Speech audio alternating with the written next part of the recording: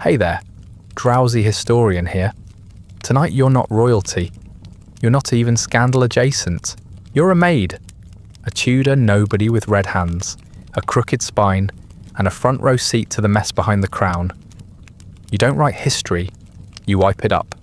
You carry bloody linens from royal births, miscarriages, and maybe a little light treason. You learn quickly that power smells like lavender water on the surface, and like spoiled meat underneath. You're here to scrub, curtsy, and keep secrets that could get you hanged. If you're lucky, you'll only lose your job. If you're unlucky, you'll lose your neck beside the woman you used to fold dresses for. Before someone bursts in and accuses you of witchcraft for looking tired and female at the same time, do me a favour. Leave a comment telling me where you're listening from and what ungodly hour it is there.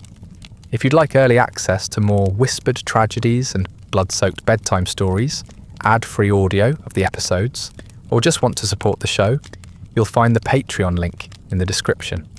But for now, lie back, get comfortable, try not to make eye contact with anyone important, and remember, at court invisibility is your best defence.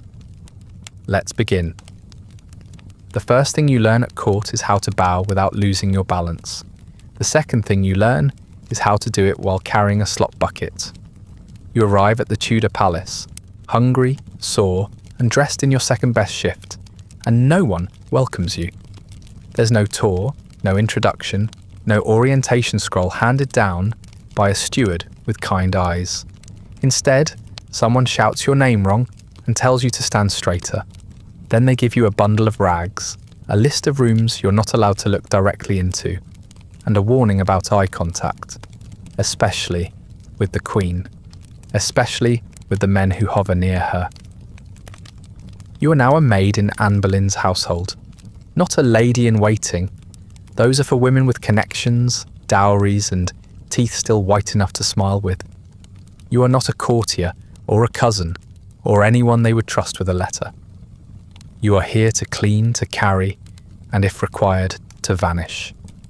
You exist in the negative space between nobility, in the creaking corridors, behind the doors that don't quite shut, beneath the tapestries dusted with spider corpses and bad decisions. The palace is magnificent from the outside, towers, banners, all that theatrical stone.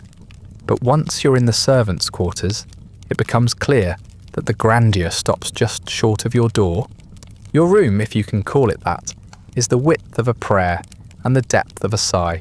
You share it with 3 other girls, none of whom look pleased to see you. One has scabs on her knuckles from scrubbing too hard. Another sleeps with her shoes on. You try to smile. No one smiles back. Later, you'll learn that the last girl who smiled got pulled aside by a visiting noble and hasn't been seen since. Rumour says she caught his eye.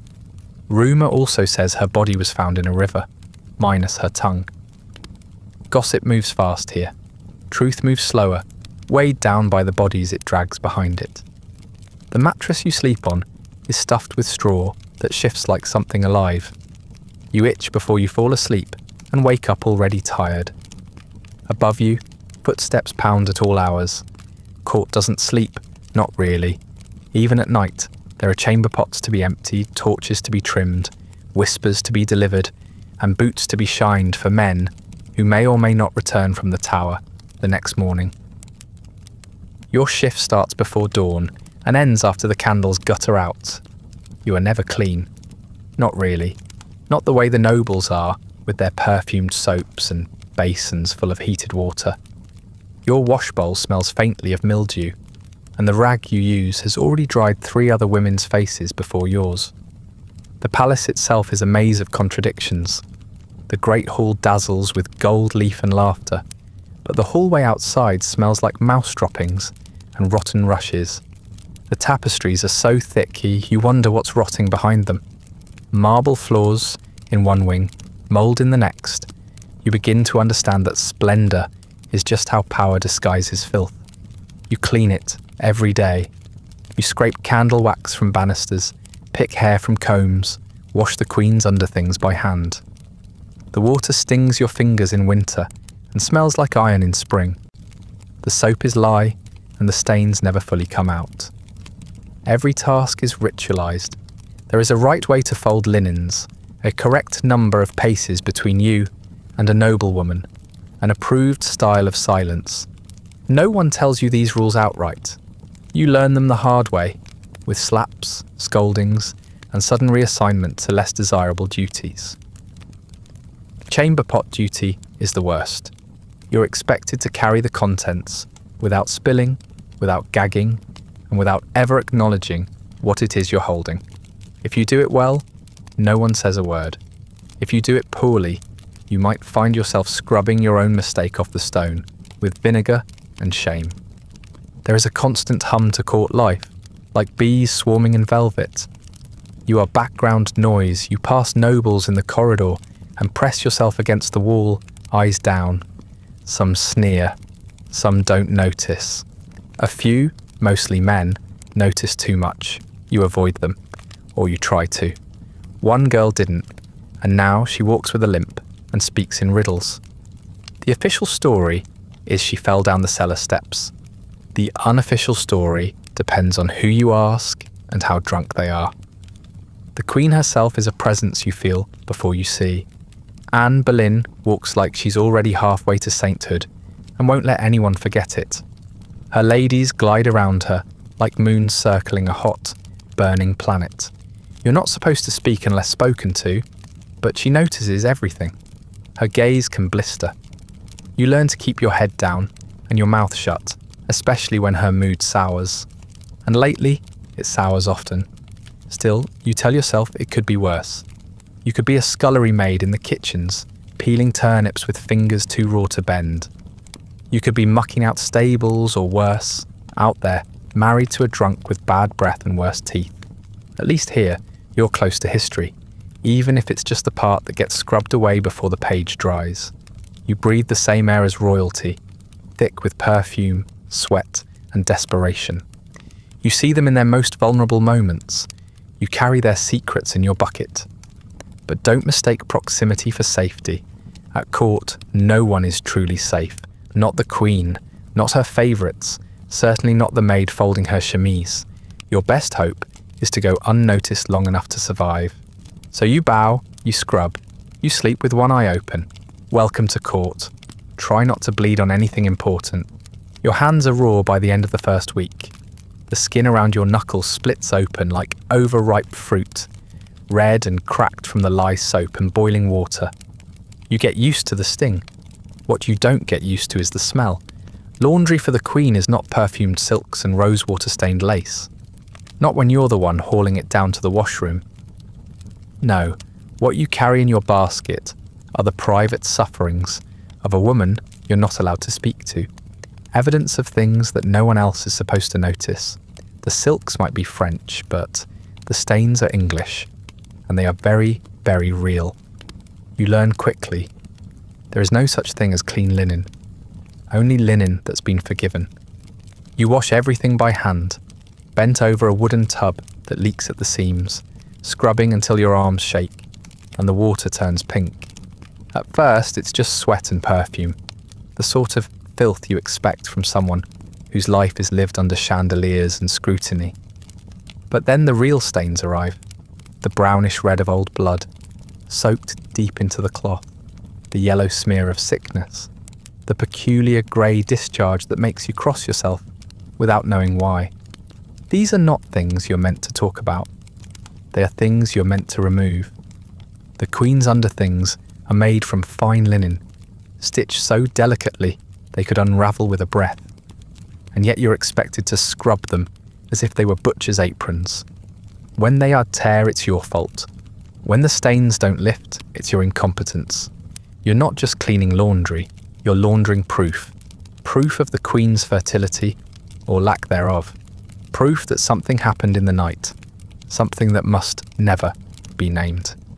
If the stains are small, the Queen is still in favour. If they're large and fresh, you know the whispers will start before the cloth is dry. No one tells you this out loud, of course. It's just something you pick up, like the smell of blood or the weight of silk soaked through with failure. One week, you're scrubbing what looks like a menstrual cloth and hear someone say, the king looked grim at supper. 2 days later, the same maid is crying because her sister's been dismissed without warning. You learn not to ask questions. You learn to count days, how many since the last time the queen took to bed, how many since the last time a midwife passed through in a hurry. You learn that laundry is a form of espionage. Every cloth tells a story, and none of them end well. There is one cloth you'll never forget. It arrives folded, but the way it's handed to you, gingerly, as if it might scream, tells you everything. The stain on it is almost black, dried thick in the centre. You wash it in silence, though your stomach knots the entire time. The other maids won't meet your eye. Later, you'll hear that the queen was with child, or that she wasn't, or that she had been and now wasn't anymore. The official line will be exhaustion. The unofficial line will be whispered with cupped hands and shifty glances. You'll know better. You held the proof in your hands. There's a kind of intimacy in the work that no one talks about. You see the queen's body more truthfully than any artist or lover ever could. You know how often she bleeds. You know the texture of her night clothes. You know she sometimes sweats through her shift when she's anxious, and that she chews the corner of her sleeve when she's trying not to cry. You wash these things away, but they stay with you, in your nose, your skin, your memory. Still, you're not close to her, not in the way that matters. You clean her, but you do not touch her. You are the barrier between her reality and her myth. Once you try to mention this to a newer maid. Say something dry like, "You can always tell how Anne's marriage is going by what you're scrubbing that week." She doesn't laugh, just blinks, pale and jumpy, and returns to folding a bloodstained chemise with too much reverence. You don't say it again. Humour is dangerous when it knows too much, and nothing knows more than the Queen's laundry. You keep working, day in, day out. Some days you burn your fingers on boiling water. Other days, the cold is so bad you can't feel your nails. When you catch a fever, you wrap your hands and keep scrubbing anyway, because the piles don't shrink just because you do. The worst days are the ones when the stains won't come out, when you know you'll have to bring the item back and explain that it's as clean as it will get. No one ever blames the cloth. You begin to wonder if the Queen knows, if she's aware that her failures are soaked into fabric and pass through the hands of underpaid girls before being folded neatly back into drawers. You suspect she does. Once you think she looks at you, really looks, and in that glance is something sharp, like shame wrapped in silk. Then she looks away, and you return to the laundry room, where the water waits and the secrets soak quietly, waiting to be forgotten. By the end of your second month, the smell of blood no longer bothers you. What bothers you is when it stops coming, because that means something else has gone wrong. Something deeper, darker, and infinitely more dangerous. So you keep your head down. You wring the cloth, you rinse the tub, and you remind yourself that history is written in ink, but you're the one who scrubs out the parts that bleed. The worst thing about being a maid in Queen Anne's household isn't the laundry or the chamber pots. It isn't the endless bowing or the constant threat of being accused of theft, insolence, or sorcery just for having a headache on the wrong day. The worst thing is the other maids. Not because they're cruel, necessarily, though some of them are, and not because they're stupid. None of them can afford to be. No, the danger comes from the simple fact that every one of them is just as desperate to survive as you are. And survival here is a game with no rules and far too many referees. You sleep in a room crammed with bodies and secrets. 6 girls to a space barely big enough for 4. You share straw mattresses that smell like damp wool and skin. The shutters don't quite close, so the wind creeps in at night, nibbling your toes and fingers until they go numb. Some nights you sleep in your shift, your apron and your coat, and still wake up shivering. Other nights, the girl beside you coughs so hard you expect to find blood on her pillow. You hope she doesn't, not because you care, but because if she's sick, the rest of you might be locked in quarantine and miss your wages.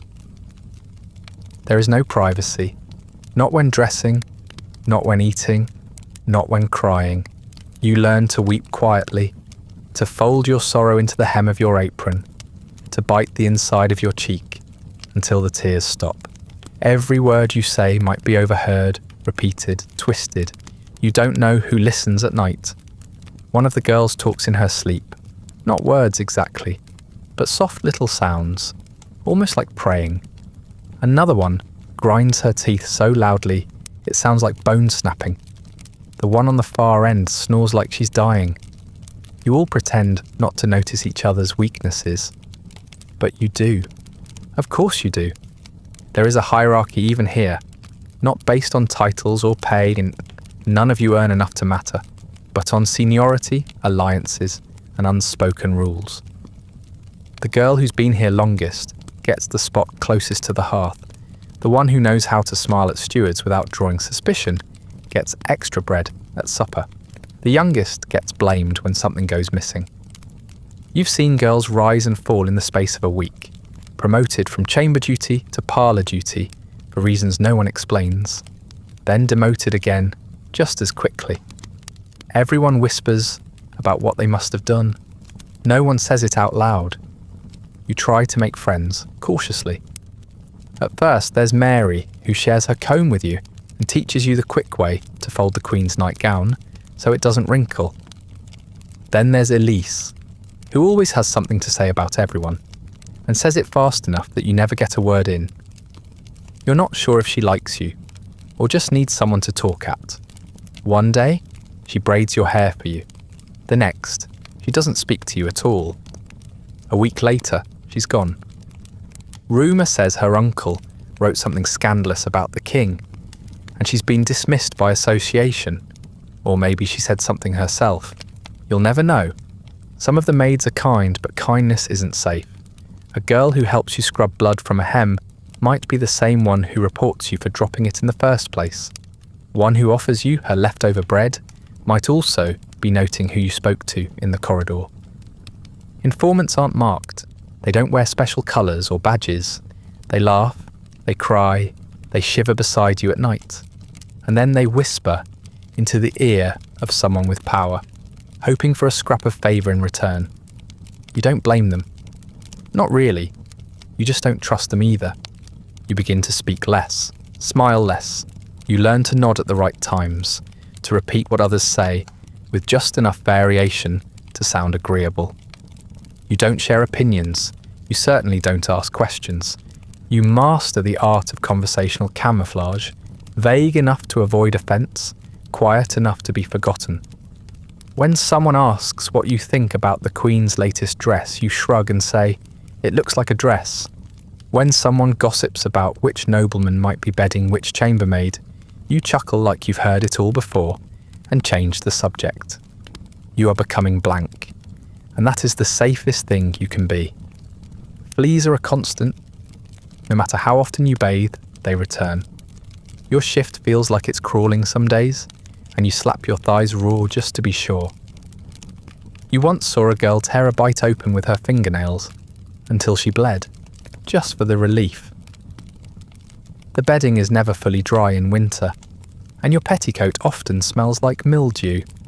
There's a girl who swears by rubbing goose fat into her stockings to keep warm, but you can't afford goose fat. So you shiver and scratch and hope no one notices how red your arms are getting. Despite all this, or maybe because of it, the maids form a kind of terrible sisterhood. You eat together, sleep together, suffer together. When one girl disappears, you all feel the gap.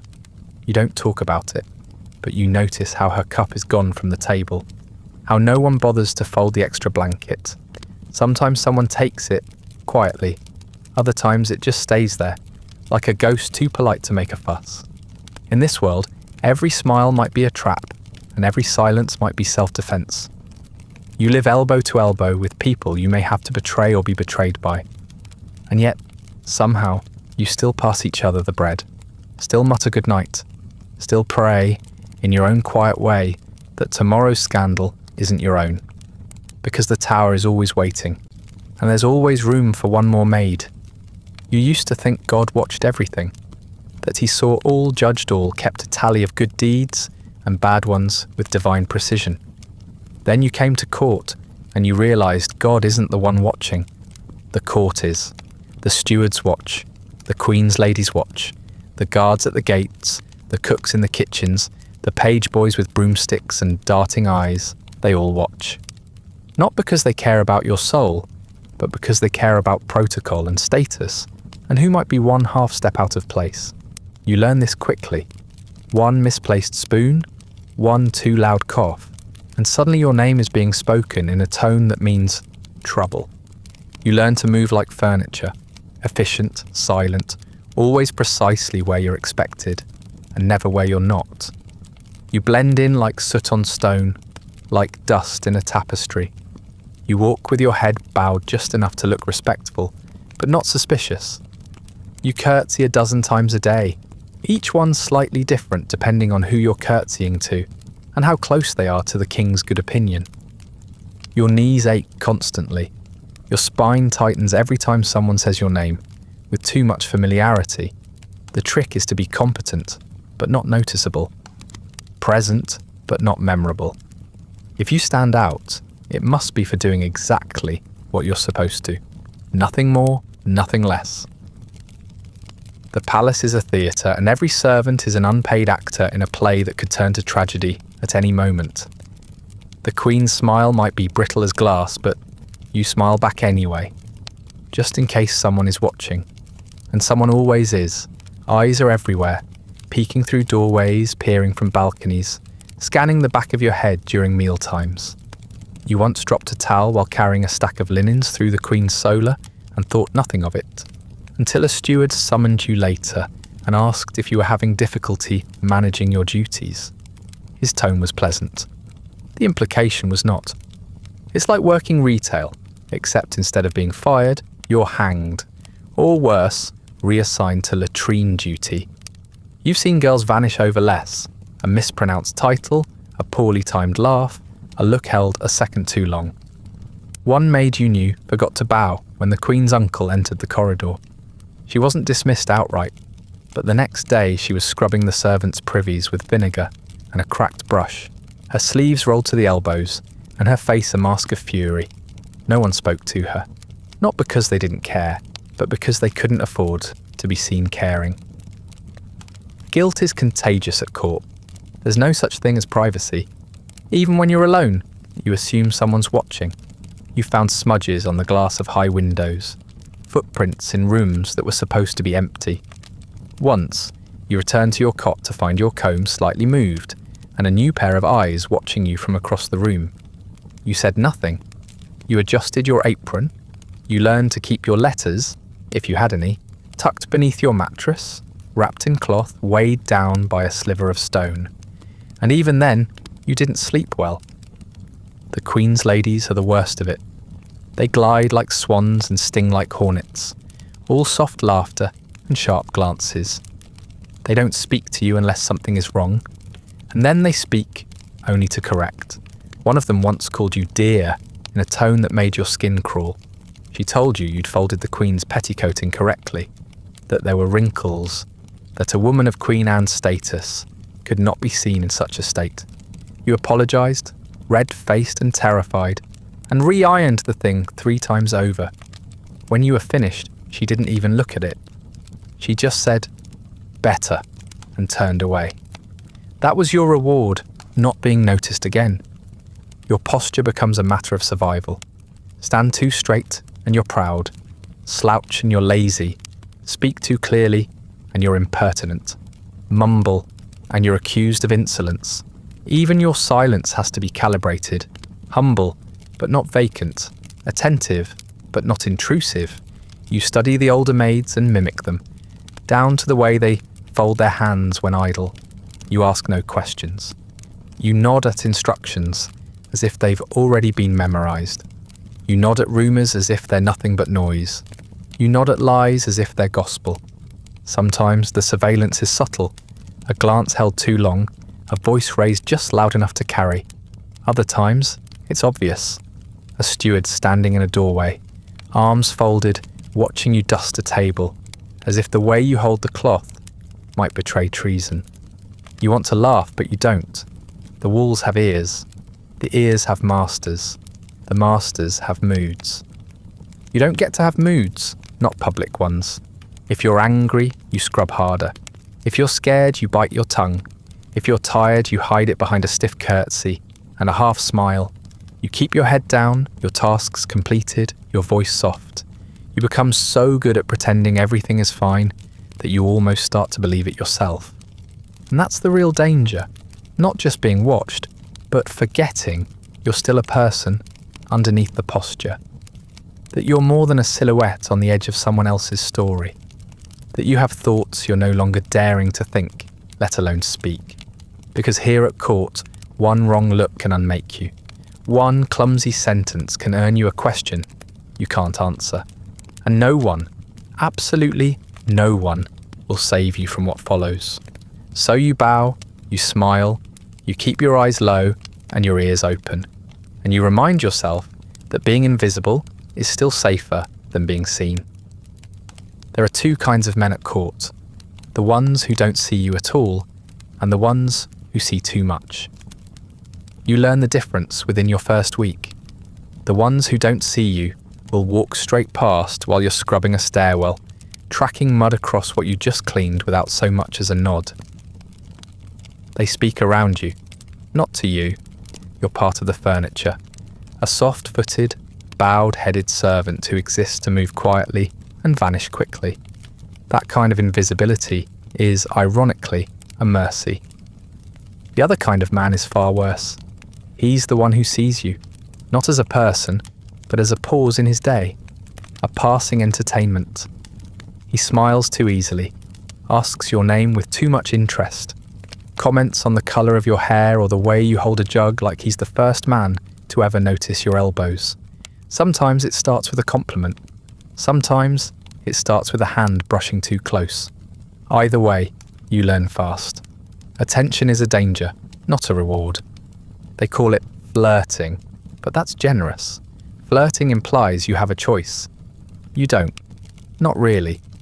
If a nobleman decides to speak to you, you have to smile. If he touches your sleeve, you don't pull away. If he leans too close while asking for more wine, you nod and pour it, carefully, politely, without spilling, no matter how fast your pulse is beating. Anything less than gracious, and you're the problem.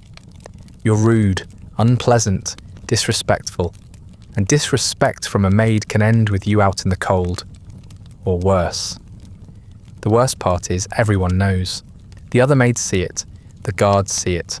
Sometimes even the Queen's ladies see it, and they turn away because it's easier that way. They've learned to keep their distance too, and they have more protection than you. You know the stories, everyone does. A maid gets caught alone with a lord, and the story is always the same. She tempted him. She said yes. She said no, but not loud enough. No matter what happens, she loses. There was a girl before your time who used to clean the royal stairwell, bright-eyed, red-cheeked with a nervous giggle that she tried to hide. A nobleman noticed her, then another. Then one day, she didn't come to supper. Rumours swirled for a week, seduction, scandal, dismissal, until someone finally said she'd been married off to a soldier's cousin and sent to the countryside. But no one could remember her new name, or where she'd gone, or whether she ever agreed to go. You learn to move quickly through corridors, never linger in corners, always keep your hands busy. You carry buckets that don't need carrying. You fold things that are already folded. You keep your head down, especially when you hear footsteps that sound too casual. The slow, deliberate tread of a man who isn't rushing anywhere because he thinks everything will wait for him. Especially you. The ones who look like they own the room usually act like they own you too. The young noblemen are the most dangerous. They're the ones with just enough power to be reckless and not enough maturity to hide it. They joke with each other in voices loud enough for you to hear. One of them once tossed a peeled apple at a maid and told her to fetch it like a good dog. Another slapped a girl's backside with a glove, then claimed it was just a jest. She laughed. Everyone laughed. She was gone a week later. No one said why. You didn't ask. Sometimes the men don't need to say anything at all, just a glance held too long, a look that lingers as you bend to clean the floor, a smirk exchanged between friends. You feel your body reduced to a collection of parts, not a person, but an object moving through their space. You're not prey, you're packaging, something to be unwrapped and thrown away. And you're painfully aware that the moment you draw attention, you start becoming a liability to yourself, to your position, even to the Queen's household. If you get noticed too much, the best you can hope for is a quiet dismissal. The worst, a public shame that isn't yours to begin with. You're told to be careful, to be modest, to be cautious with your tone, your clothing, your posture. But the truth is, none of that matters. A man who wants to invent a reason will do so. A smile can be seen as an invitation. A silence can be taken as consent. A refusal is just something to be stepped over. So you perfect the art of staying in motion, of keeping your back to the wall, of never being alone unless absolutely necessary, of laughing softly at jokes you don't find funny because you can't afford not to. And the worst irony is, if something does happen, if you are cornered, touched, taken, it will still be your fault. You'll be accused of impropriety, of leading him on, of overreacting. You'll be called immodest, emotional, hysterical. The man will be forgiven before he's even accused. You will not be given the luxury of innocence, or even of truth. Just a quiet warning, a look of disappointment, and an empty bed where yours used to be. So you stay quiet, you stay small, you stay forgettable. Because in a world where power wears a doublet and entitlement smells like expensive cologne, the best way to survive is not to be liked. It's not even to be ignored. It's to never be seen at all. You don't meet Queen Anne. That's not how this works. You see her, certainly, daily, in fact, but you do not meet her. You stand when she passes. You curtsy low enough to feel your knees protest. You keep your eyes on the hem of her gown and your mouth shut. You are a maid and she is a queen, and the distance between you is not measured in feet but in bloodlines, and luck, and the caprice of a monarch who changes wives like most people change gloves. She moves like she owns the air around her, tall, composed, glittering with polished elegance and something sharper underneath, something that feels like it could cut if you got too close. She speaks quickly when she's annoyed and not at all when she's furious. Her laughter is light and airy, meant to put people off guard, but when she's silent, the tension in the room grows so thick you feel it in your teeth. She walks like a woman who knows she's being watched and has grown tired of pretending she cares what they think. You hear things, of course, everyone does. That she bewitched the king, that she keeps secrets tucked in the bodice of her gowns, that she laughs too much, too loudly, too often for a proper English queen. The rumours change depending on who's speaking and how much wine they've had, but the tone is always the same. Admiration laced with fear, and just a touch of resentment. The women hate her because she doesn't bend the way she should. The men hate her because she makes them want things they shouldn't. And you don't have the luxury of hating or admiring.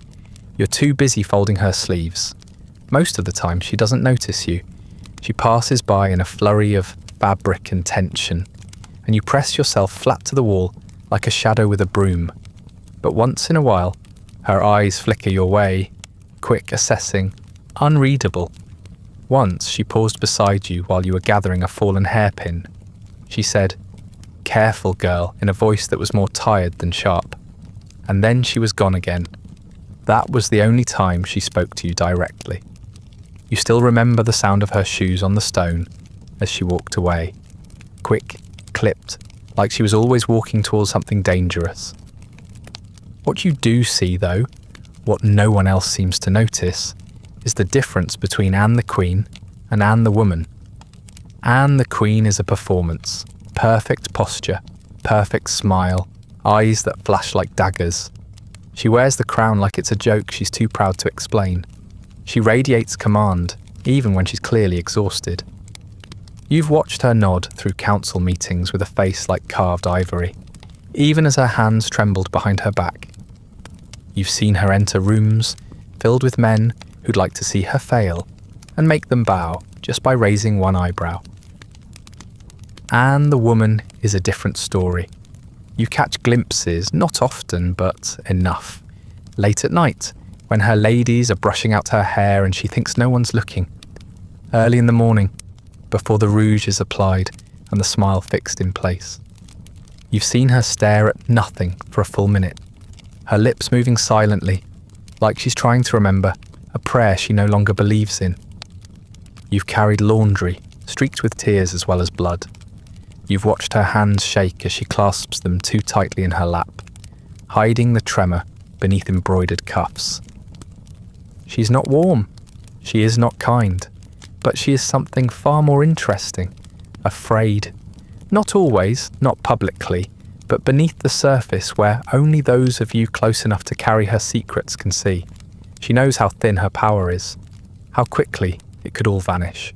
She lives with that knowledge the way most women live with husbands, uncomfortably, constantly, and with clenched teeth.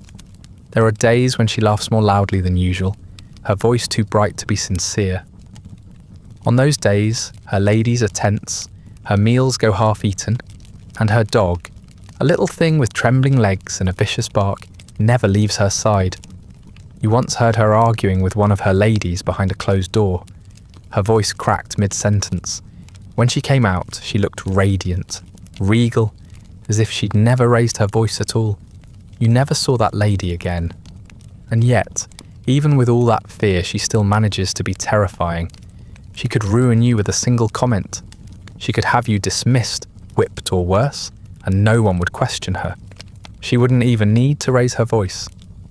That's the thing about power. It doesn't have to shout. It just has to look in your direction. You don't pity her. Not exactly. Pity implies softness, and nothing about Anne Boleyn feels soft. But you do understand her in a way that you can never admit. You both live inside a system that's designed to crush women, and the only difference is that she's balancing on top of it while you're being ground into the foundation. She wears the mask because she has to. You stay silent because you must. Neither of you is safe, but only one of you gets to pretend otherwise. So you keep folding her gowns, smoothing her linens, scrubbing the floor where her slipper just passed. You don't speak, you don't stare, but you watch. Because in a place where no one is ever honest, what you see might be the only truth that matters. It begins before dawn, as most disasters do. You're woken by the pounding of hurried feet in the corridor, a voice calling for cloths, for water, for the midwife. You already know what it means. The Queen is in labour. You rise without speaking, throw on your apron, and begin your day elbow deep in boiling water and quiet dread. This is not your first royal birth, but it is the first where the Queen's entire future depends on what happens between one scream and the next. The room is warm from too many bodies and the fire that's been stoked too high. It smells of sweat and herbs and something meatier beneath, the iron tang of blood already in the air before the child is even born. You stand near the wall, hands folded, pretending not to be there. Your job is to keep the linens coming and the floor clean. You're not meant to look. You look anyway. Anne is propped against a mound of pillows, her hair unbound, her face pale and shining with sweat. Her eyes are glassy, but focused. She does not scream much, not yet. Her hands grip the sheets, like they might anchor her to the earth. The midwives murmur around her, their hands quick, their voices slow. One is holding a warm cloth between the Queen's legs, another whispering something about breath, about pain, about bearing down. You cannot hear her reply, only the hiss of air escaping clenched teeth. Time slips strangely in a birth chamber. Minutes stretch, then collapse. One moment the Queen is silent, the next she is groaning. Not a scream, not yet. Just a sound pulled from someplace deep and wordless. You hand off a basin to another maid. It's already red. You fetch another. You wipe the floor beneath the bed, where the rushes are soaked and curling at the edges. You keep your head down. You keep moving. Still, you see everything. When the baby comes, it does so with a wet, final sound. There is a pause, a terrible hanging moment, where no one breathes, then a thin cry, high and reedy. Relief floods the room in a wave, but it is too soon. The midwife looks down, frowns, looks again. No one says anything. The Queen is asking, weakly, urgently, if it is a boy. She repeats the question, each time a little louder, until someone finally answers. Not a yes, not a number, just silence. You catch sight of the bundle before it's carried away. Small, squalling, whole, and unmistakably female. You have never heard a room full of women so quiet. Anne does not cry. She does not scream. She does not curse. She simply goes still, her face slack, her eyes fixed on the canopy overhead. Someone says she is resting. Someone lies and says the king will be pleased. You wring out a cloth into a bowl and pretend not to notice the blood it swirls with. Then comes the cleaning. After the noise, after the crushing silence, comes the mess. You strip the bedding while the Queen sleeps, or pretends to. You carry blood-soaked linen to the laundry, and try not to drip along the corridor. You mop the stone with water that turns dark as ink. Someone drops a bowl. No one reacts. The air still carries the sound of disappointment, echoing off the walls. You catch the scent of crushed lavender underfoot, meant to disguise the blood. It doesn't work. There is no celebration, no banners, no music, no shouting of good news through the halls. The court was ready for a prince. It had practically rehearsed it. Now it does not know what to do. The silence spreads outward, choking the corridors, curling around the corners of conversation. You hear someone mutter that it's not her fault.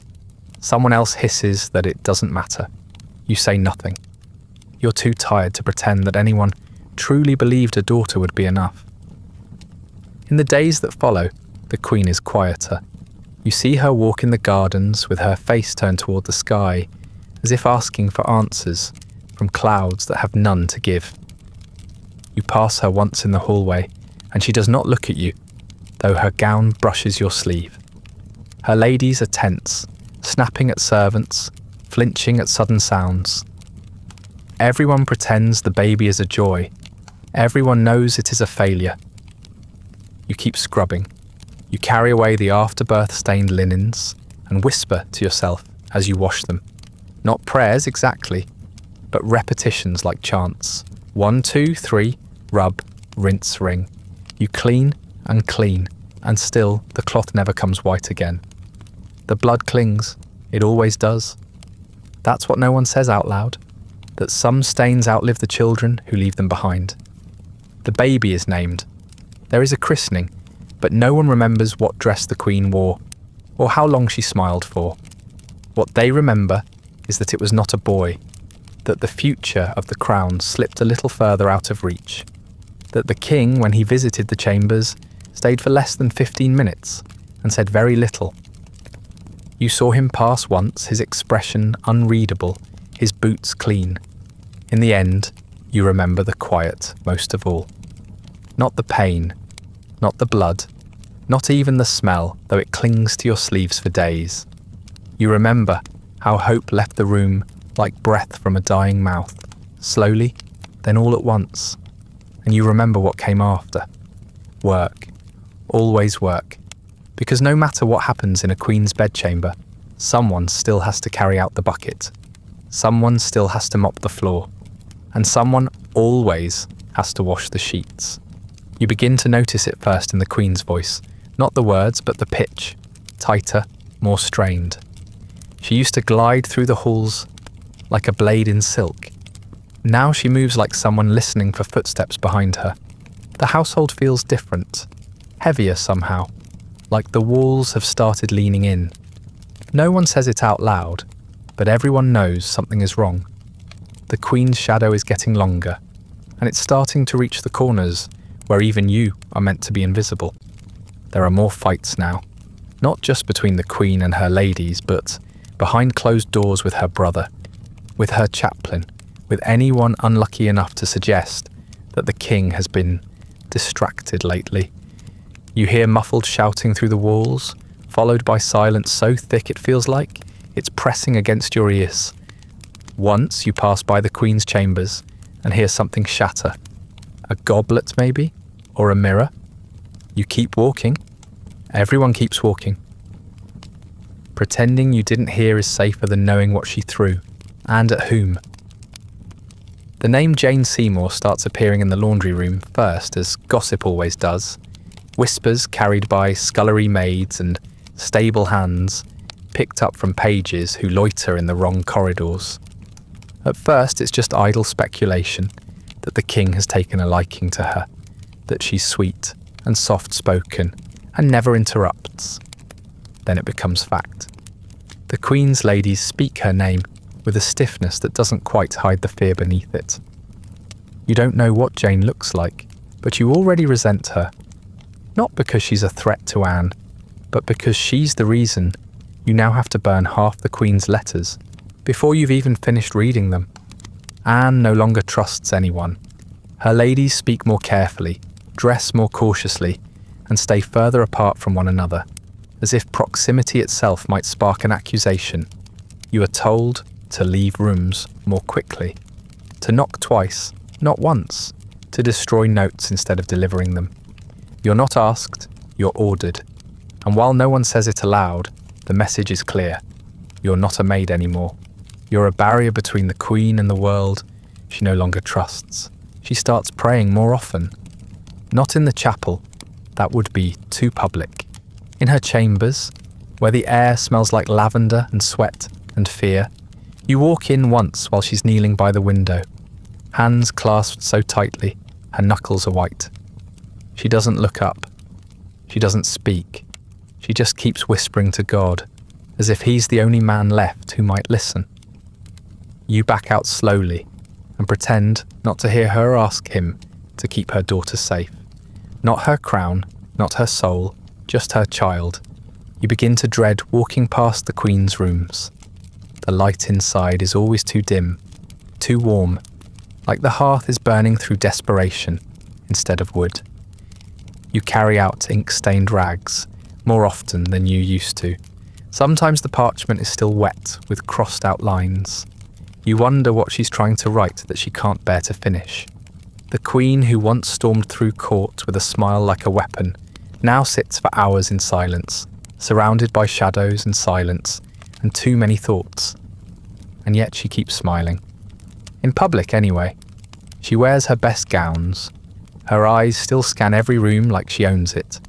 She laughs at jokes you know she didn't hear. The court sees her and thinks she's fine. Regal, composed, just as a queen should be. But behind the scenes, you're the one refolding gowns with ripped seams. You're the one washing blood from the sheets, on mornings when there shouldn't have been any bleeding. You're the one watching her hands tremble as she tries to hold a teacup still. You don't need to understand everything to know that danger is rising. There's a kind of silence that hangs over the court like smoke before a fire. Words are shorter, smiles more brittle, even the rats seem to scurry faster. You start waking earlier, checking the locks twice, whispering your own prayers to no one in particular.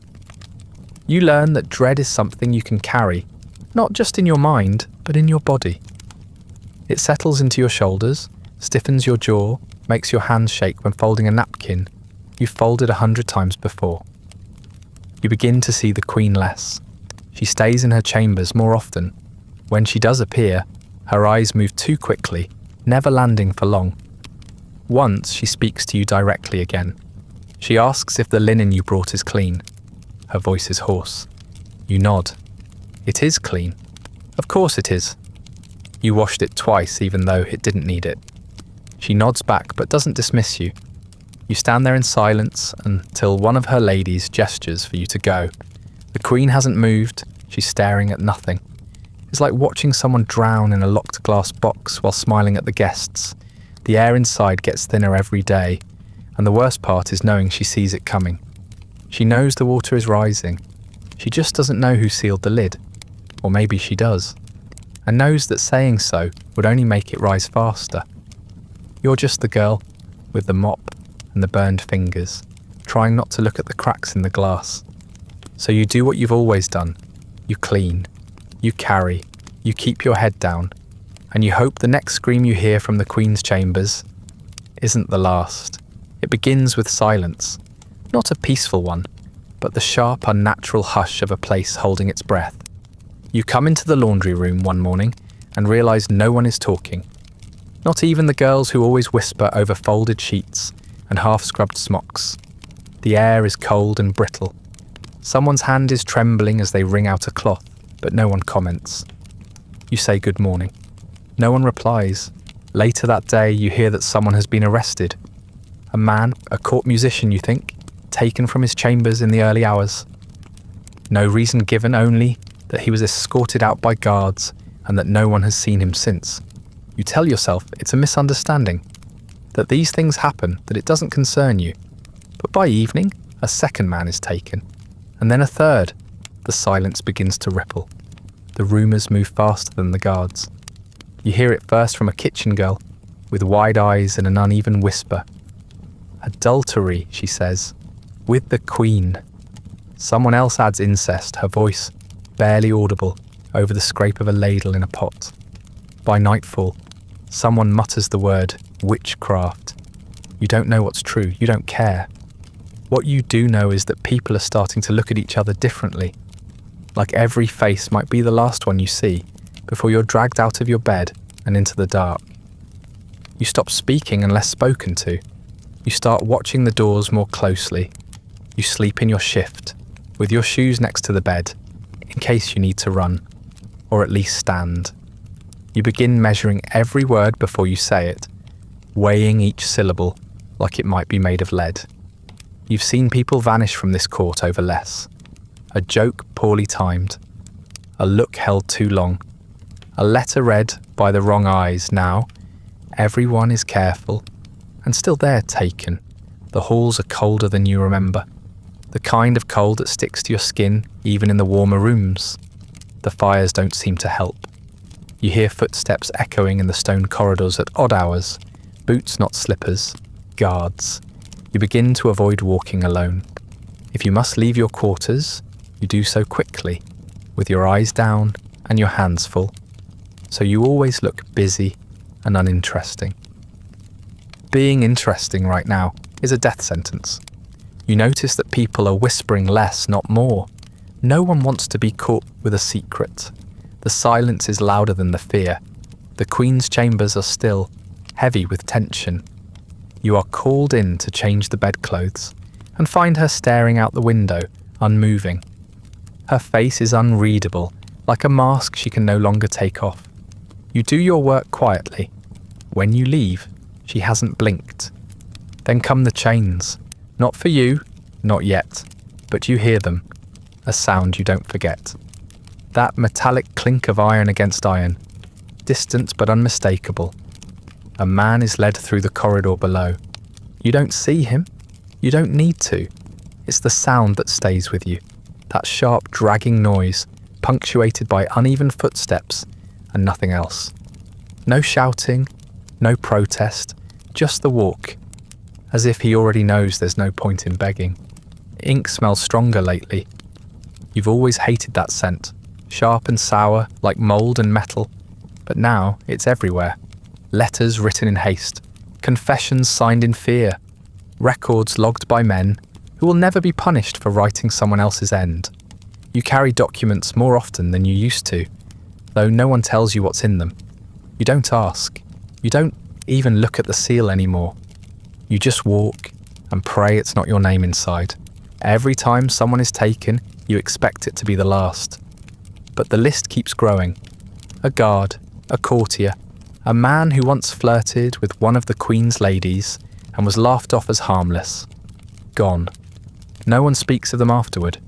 Their names are plucked from conversations like weeds from a garden, quickly and without ceremony. You hear that one confessed. Then you hear he retracted it. Then you hear he was tortured. Then you hear nothing at all. Your friends, if you can call them that now, are quieter. You catch Elise crying in the laundry room, face turned to the wall, shoulders stiff. You pretend not to see.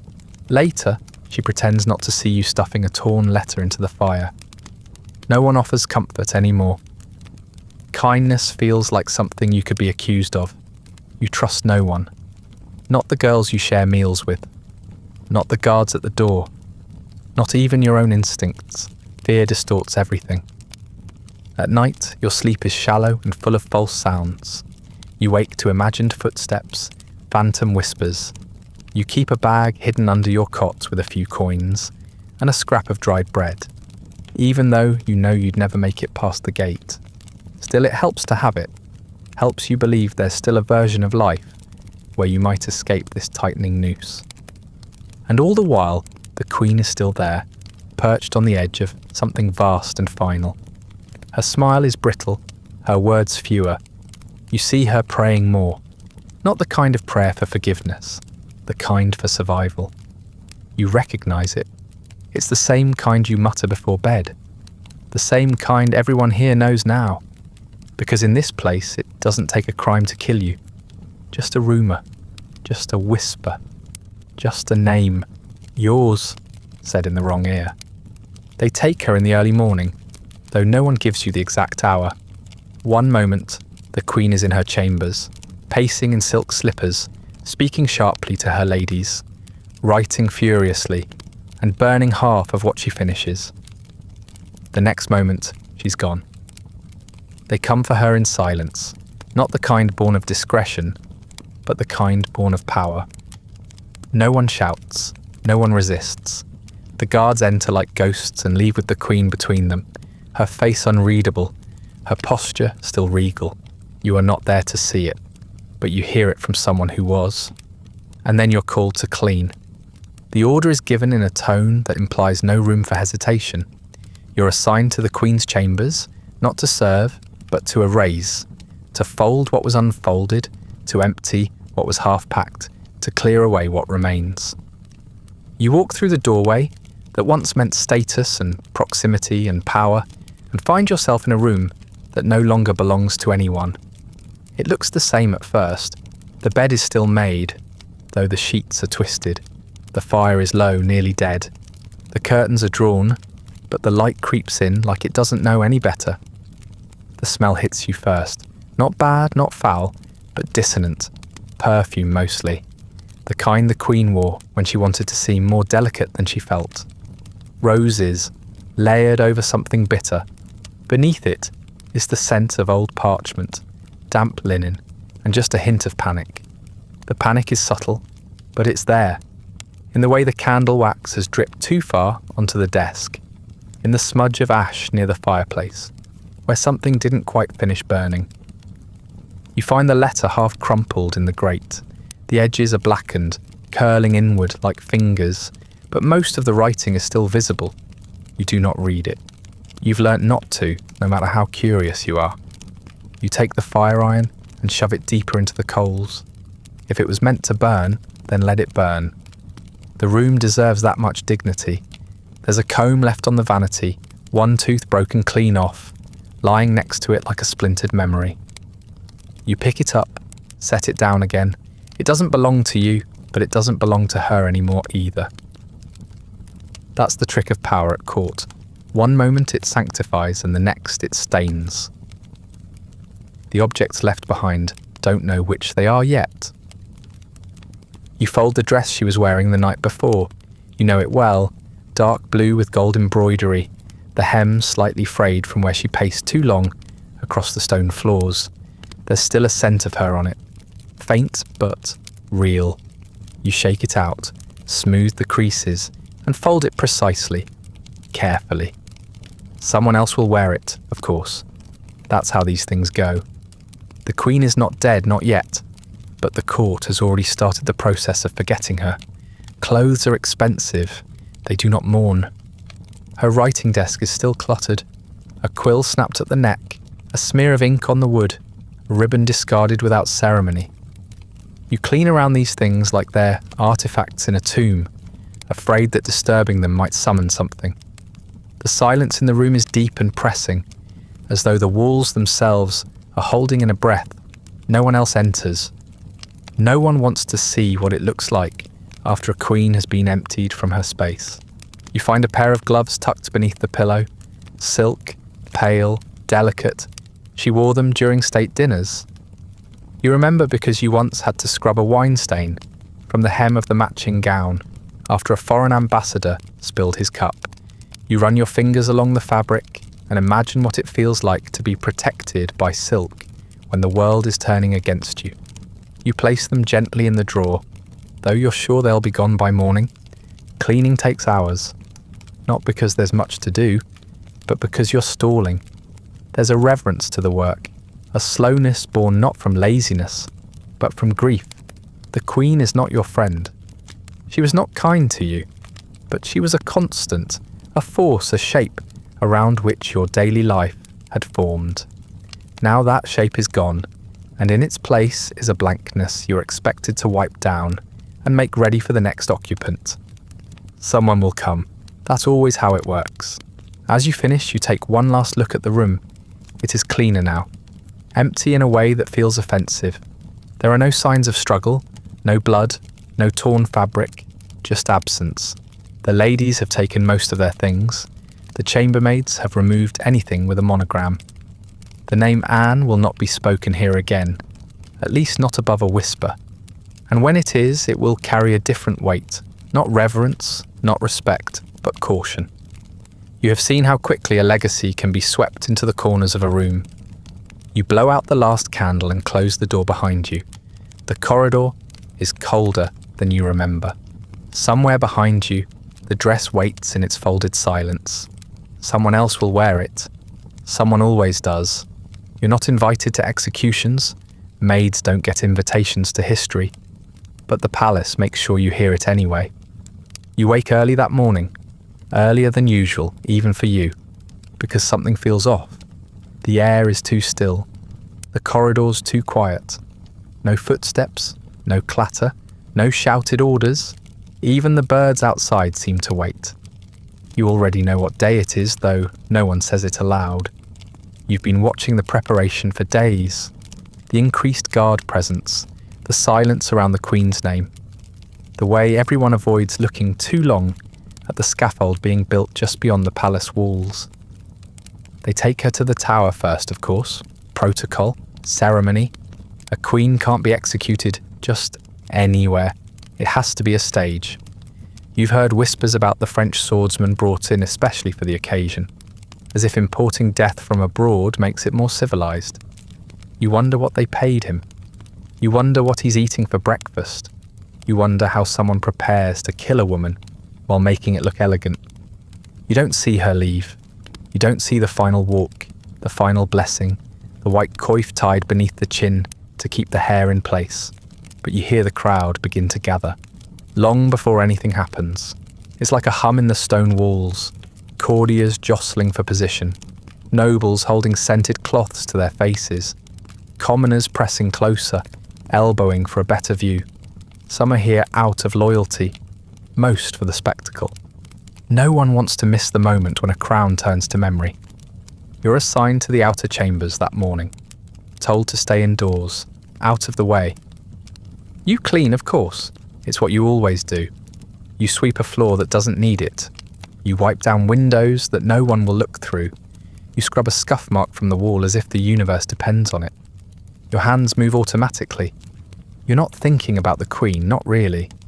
You're thinking about the blade, what it must sound like slicing through air, what it must feel like standing close enough to see her blink, or not. When it happens, it's faster than you expect. There's a murmur, then quiet, a kind of hush that seems to fold over the crowd, like a blanket, and then nothing. You strain to hear something decisive, a scream, a shout, a sob. Instead, there's only the faint sound of steel slicing air and the exhale of breath held too long. It doesn't echo, it's absorbed somehow, by the stone, the sky, the silence. You stand there, your hands in a bucket of cold water, and you know with total certainty that she is gone. Later, a guard comes in, trailing mud from the yard. He says nothing, drops his gloves on a table, and waits for you to clean his boots. You kneel, sponge in hand, and get to work. The dirt is thick, packed with gravel. A streak of something darker clings to the sole. You do not ask what it is. As you scrub, the guard mutters. Not to you, but to the air. He says she didn't scream. Says she looked serene. Says she prayed and smiled and forgave everyone. You don't correct him. You just keep scrubbing, though your fingers are shaking now, because you know better. You remember her eyes, how they darted when she was nervous, how they narrowed when she calculated, how they shone when she laughed. She was not serene. She was not at peace. She was furious, brilliant, afraid. You know that whatever mask she wore in those final moments, it was just that, a mask. And the world was too hungry to notice the difference. You wonder if anyone kept her belongings. The comb, the gloves, the dress. Did someone pack them away, burn them, pass them on to the next woman in line? You wonder if her daughter, a baby still, barely old enough to speak, will grow up knowing her mother was accused of things she could never have done, and executed by a man who once swore she was his great love. You wonder if she'll be told that her mother was calm, that her mother was quiet, that her mother forgave. When the cleaning is done, you empty the bucket outside. The water runs red down the stones, though not from the execution. That was clean, efficient, surgical. The blood is from your hands, chapped raw open at the knuckles. You watch it trickle away and wonder how something so final can feel so muted. They built a whole stage just to delete a person. They gave her a scaffold, a crowd, a man with a sword, and then they pretended it was justice. By evening, the court is already talking about other things. A new queen, a new beginning. There are fresh tapestries going up in the corridors, flowers placed in the halls. The servants walk a little faster, speak a little louder. There's energy again, not joy, not exactly, but momentum. You hear laughter, you hear plans, you hear people practicing how to pronounce the name Jane with just the right reverence. No one asks if you were there. No one asks what you felt, or whether you cried, or whether you even noticed. You are a maid. You clean, you carry, you stay silent. History doesn't care what you know. It only remembers what looks good in a painting. She's gone, but she isn't. You tell yourself you've moved on, that the Queen's death was just another shift in power, another chapter closed in a book you were never meant to read. But the truth is simpler. She's still here, not in the halls, not in the chambers, not in the laughter of courtiers already busy flattering her replacement, but in the spaces between, in the silence that follows footsteps, in the creak of floorboards where she once walked, in the way everyone still avoids saying her name out loud, as if it might summon something best left buried. You clean the same floors you cleaned before. You dust the same tapestries. You change the rushes in rooms that used to smell like her perfume, now replaced by the rose water favoured by her successor. Still, the scent lingers in your nose, sharp and slightly bitter. When you kneel to scrub a corner of stone that always darkens when it rains, you notice the outline of a mark that never quite faded. You poured vinegar on it. You scoured it with lye. You tried everything short of chiselling the stone itself. It won't come out. It's not blood, not anymore, but it was once. And you know exactly whose. Her allies vanish almost as quickly as she did. Some are dismissed quietly, others simply stop appearing in their usual places, their names left off rosters, their belongings removed without fanfare. A few attempt to realign themselves, pledging loyalty to Jane Seymour with eyes too bright and smiles too brittle. You don't blame them. Loyalty gets you nothing here but a faster fall. Still, you remember how they used to sit at her side, whispering, laughing. Now they walk past you without recognition, as if shedding her memory means they must shed all connection to it, including you. The ones who hated her are louder now. They speak freely, almost giddy with their freedom. They say she was proud, that she bewitched the king, that she got what she deserved, that she was never truly queen. You hear this while folding linens, while fetching wine, while standing still in corners pretending not to exist. Your fingers tighten every time her name is twisted in someone's mouth. But you don't speak. You don't flinch. You are still a maid. You are still surviving. And survival, you've learned, requires silence. There are rumours, of course. The court breathes in scandal and exhales legend.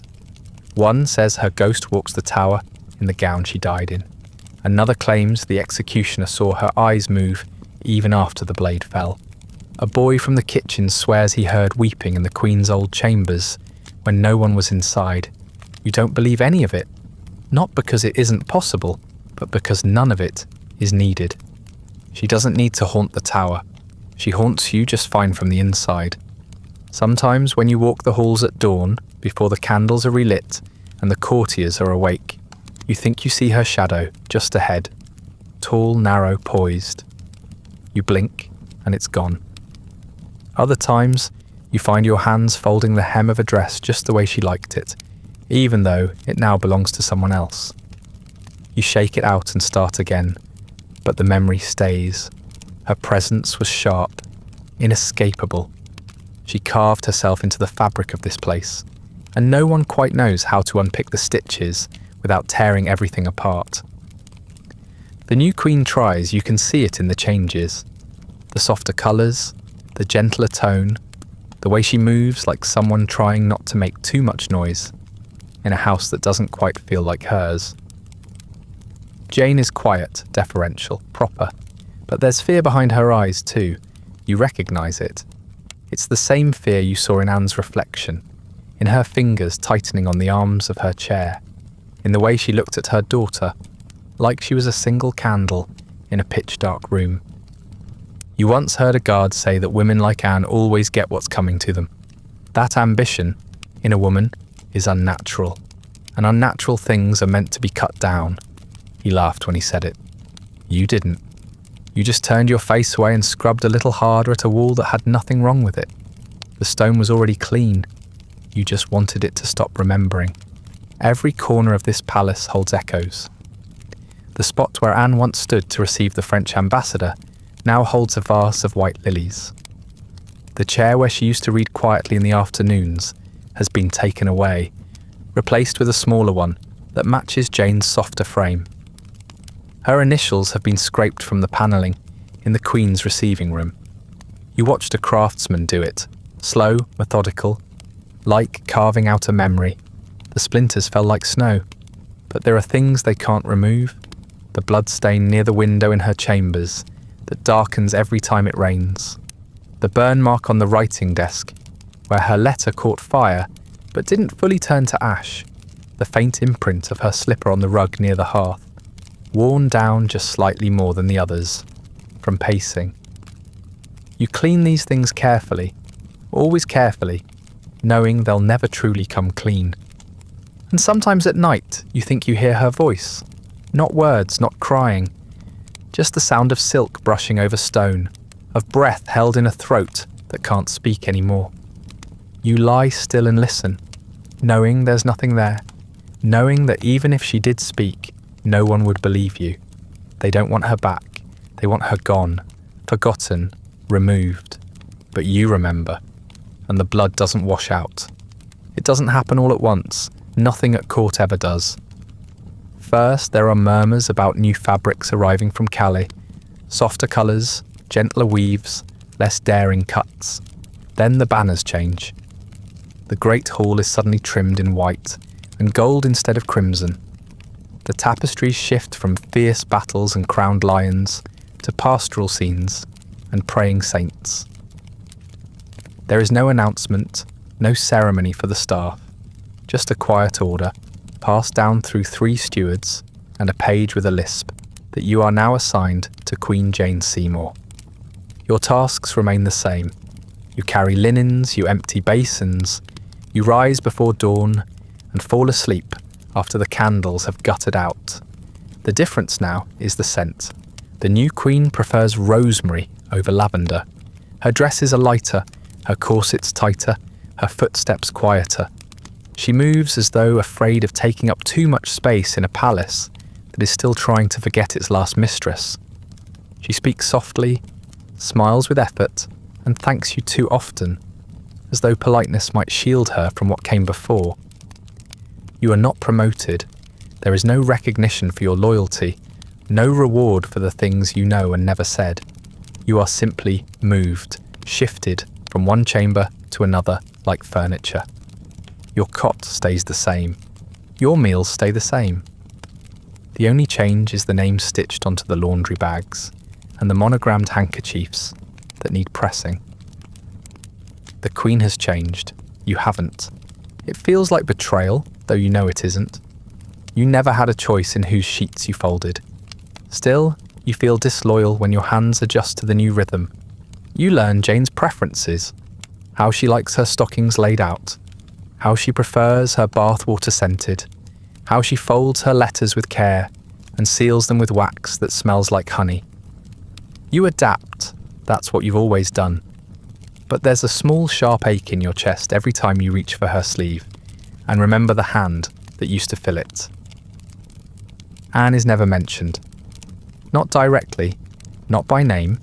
If anyone refers to the previous queen, it's with vague, abstract language. Her predecessor, the late lady, the former mistress of the household. As if saying her name might reopen something that's supposed to be sealed shut. You're told not to speak of her, and you don't, not aloud anyway. But you remember. In the way your hands hesitate over a hem you once ironed for someone else. In the way you still glance at a door before knocking, expecting a different voice to answer. The palace reinvents itself quickly. Portraits are removed overnight. Embroidered cushions disappear. Jewellery is reworked. Even the dogs seem confused, sniffing at corners where someone no longer sits. The Queen's ladies are replaced with a new flock of soft-spoken, pale-faced girls who curtsy too deeply and laugh too quietly. You watch them from a distance, remembering how the last group learned to laugh louder over time, then stopped laughing altogether. You don't dislike Jane. That would be easier. She is kind in her own guarded way. She notices when your hands are chapped and asks if the water is too cold. She apologises when her gowns are stained, even though it's not her fault. She is, in many ways, everything the court always claimed to want in a queen. Modest, obedient, silent when required. And still, you can see the fear in her eyes. It's a familiar look.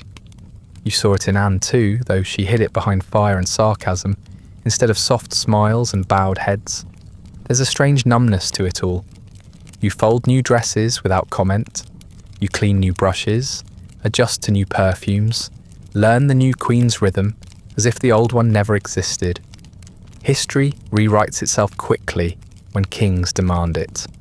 And those of you who stand behind the curtains, who wash the stains and press the sleeves and empty the chamber pots, you adapt or disappear. You've seen too many girls disappear to pretend otherwise. Once you walk past the old Queen's chamber by mistake. It's been repainted, refurnished. A new lady has been assigned to it. But the floor still creaks in the same place and the windows still rattle when the wind comes from the east. You pause just for a moment and think you smell lavender. You blink, step away, and don't mention it to anyone.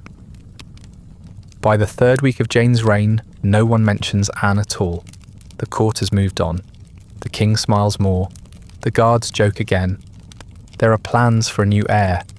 Everyone behaves as though the past has been scrubbed clean. But you know better. You know what it takes to wash out blood, and you know what stains are permanent. The court can change names and faces and uniforms, but the floor remembers. And so do you. You keep moving, keep folding, keep pretending that your hands don't hesitate when they touch something familiar. You are a servant. You are not supposed to matter. Your name is not written in any records. Your work is not remembered, but you remember. You carry ghosts in your pockets and press memories into fabric. History may not care what you know, but you do.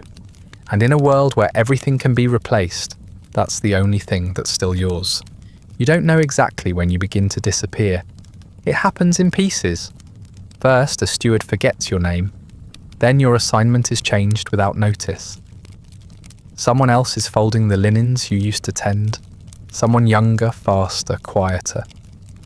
You find yourself cleaning corridors no one walks through, fetching things no one remembers asking for.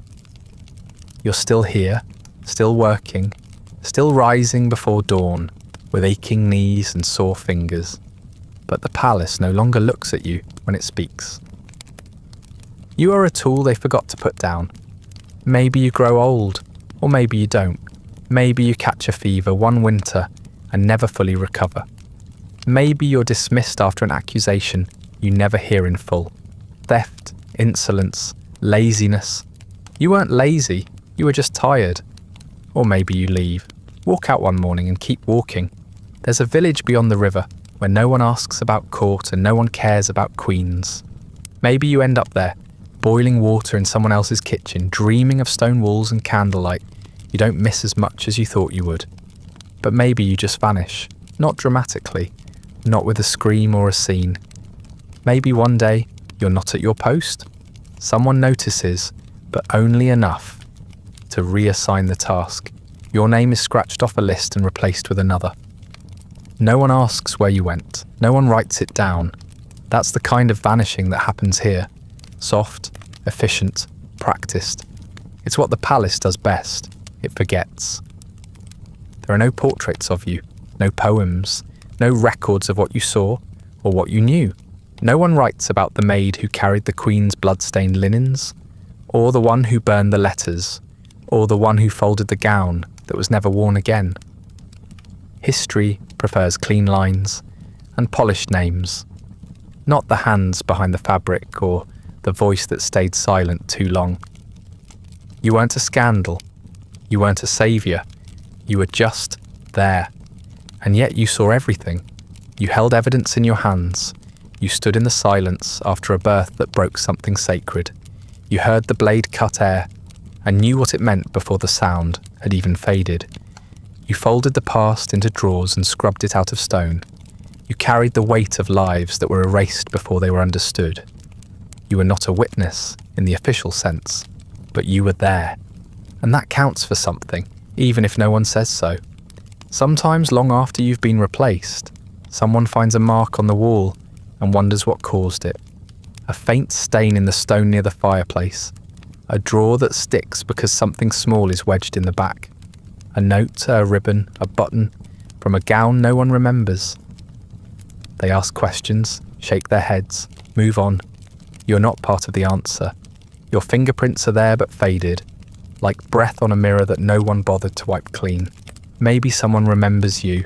Another maid, older now, telling stories to a girl too young to care. She says your name once, then stops, uncertain if she has the right one. Or maybe she remembers your hands, how they trembled only when no one was looking.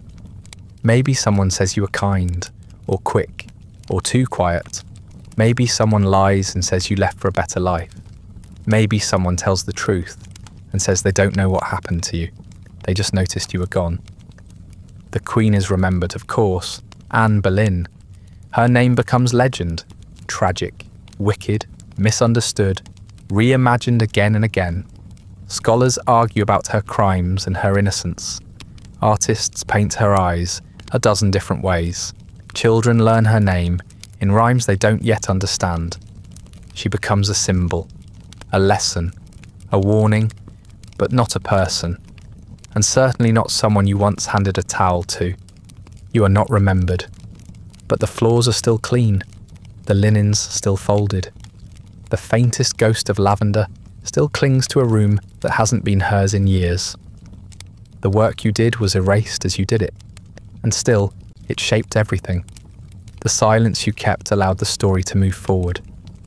The blood you washed away made space for the next coronation. The history they teach is built on the things you buried. That's the cruelty of it, really. How much of the past rests on backs like yours, bent, quiet, unseen, and how quickly those backs are forgotten the moment they stop moving. You were not important, not by any measure, history uses, but you mattered. To the fabric, to the rhythm, to the machinery of power that depended on someone like you to keep turning. Maybe you died in that palace. Maybe you died far from it, with dirt under your nails instead of lye burns. Maybe you never died at all, just faded until even you weren't sure if you'd been real. But somewhere in the folds of a gown, in the corner of a chamber, in a whisper that never quite vanished, a trace of you remains.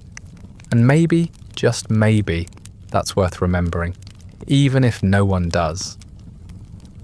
That brings us to the end of tonight's story, not of queens or crowns, but of the forgotten hands that steadied the throne and were never thanked for it. If you're still awake, thank you for lingering in the silence with me, for remembering a life built of linen, blood, and quiet erasure. If you'd like early access to more stories like this, ad-free audio of the episodes, or just want to support the show, you'll find the Patreon link in the description. You can also like, subscribe, or leave a comment with the histories you'd like uncovered next. And if you're listening on a podcast app, a rating or review helps others find their way to these stories. Sleep well.